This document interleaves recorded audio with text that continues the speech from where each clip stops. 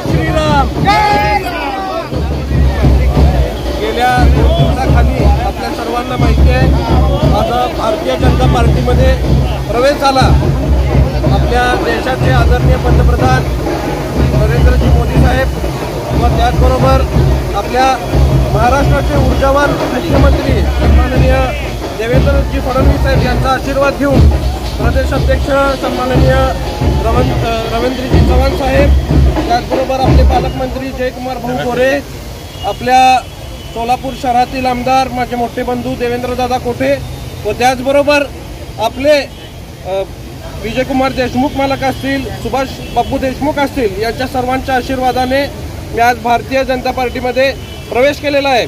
आणि खास करून सचिनदादांचं सुद्धा नाव या ठिकाणी घेतलं पाहिजे, कारण त्यांचा सुद्धा आग्रह मला तुम्ही पक्षात यावं म्हणून होता। त्यामुळं आदरणीय सचिनदादांचं सुद्धा मी मनापासून आभार व्यक्त करेन, कारण माझ्यासारख्या एक छोट्याशा कार्यकर्त्याला तुम्ही आज आपण जर बघितलात तर बिहारची इलेक्शन आपण जर बघितली तर अतिशय वन साइडेड ही इलेक्शन झालेली नाही। अशा मोठ्या पक्षात तुम्ही माझ्यासारख्या छोट्या कार्यकर्त्याला घेतायत, त्याबद्दल मी तुमचा सर्वांचा मनापासून आभार व्यक्त करतो।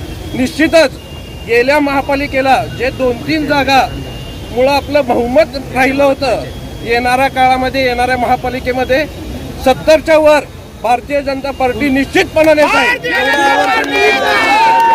कारण एवढे खंबीर नेते माझ्या पाठीमागे असल्यामुळं निश्चितच मी सुद्धा त्या दृष्टीने त्या गोष्टीला प्रयत्न करणार आहे। आज जर बघितलं तर स्वर्गीय तात्यासाहेबांचं कार्य असू दे, स्वर्गीय महेश अण्णांचं कार्य असू दे, ते पुढे घेऊन जाण्याचं काम आम्ही निश्चित दोन्ही बंधू मिळून करू एवढा आवर्जून सांगतो।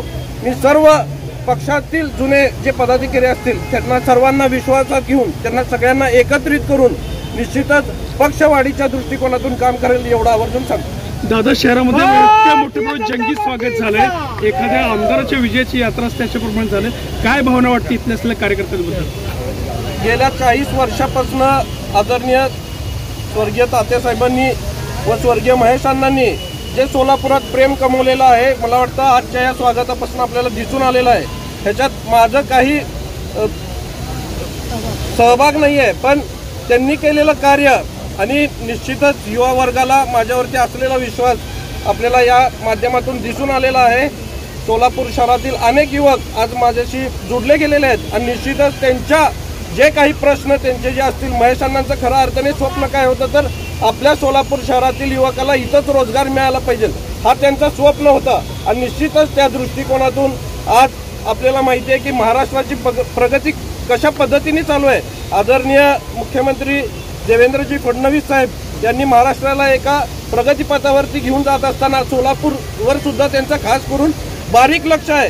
आज आपल्याला माहिती आहे की जयकुमार भाऊ गोरे ज्यावेळेसपासून पालकमंत्री झालेत, आपल्याला माहिती आहे की विमानसेवा सुद्धा किती अडथळे येत होते, त्याला देवेंद्रदादांनी पाठपुरावा केला, सचिनदादांनी पाठपुरावा केला, पण पालकमंत्र्यांनी त्याला सकारात्मकता दाखवली। त्यामुळं हा आज विमानसेवेचं कार्य पुढे घेऊन जाण्याचं काम ह्या सगळ्यांनी मिळून केलेलं आहे। निश्चितच येणाऱ्या काळात सुद्धा सोलापूर शहरावरती जे पाण्याचं संकट आहे, ते पाण्याच्या संकटावरती सुद्धा मार्ग काढण्याचं काम मला वाटतं सगळे आमदार असतील आणि महापालिकेत जर भारतीय जनता पार्टीची सत्ता 100% येणार आहे आणि ती कॅबिनेट असेल ते अतिशय सकारात्मक त्या दृष्टीने काम करेल आणि सोलापूरचे जे जे काही प्रश्न असतील, पाण्याचा असेल, युवकांचा असेल, महिलांचा असेल, हे सगळे प्रश्न सोडवण्याचं काम येणाऱ्या काळात आम्ही सगळेजण मिळून करू एवढा आवर्जून सांगतो। आणि निश्चित आज ह्या सर्वांचं प्रेम बघितल्यानंतर महेश अण्णांनी आणि तात्यांनी काय कमवलंय त्याच्यामुळे माझं मन भारावून आलेलं आहे।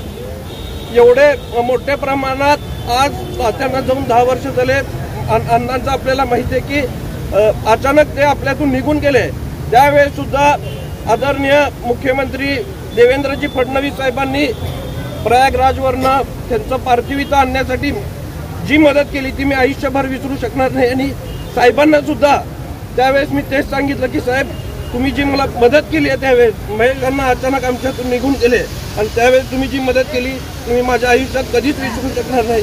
साहेब सुद्धा मला म्हणाले की तू काळजी करू नको, तुझ्या पाठीमागं मी माझी संपूर्ण ताकद उभा करेन। त्यामुळं मी निश्चिंत झालो साहेबांच्या भेटीमध्ये एक नवीन ऊर्जा मला निश्चित मिळाली आणि यापुढे सुद्धा त्या ऊर्जेचा उपयोग करून लोकांच्या भल्यासाठी कसा त्याचा उपयोग करता येईल त्या दृष्टिकोनातून मी काम करेन. ओके.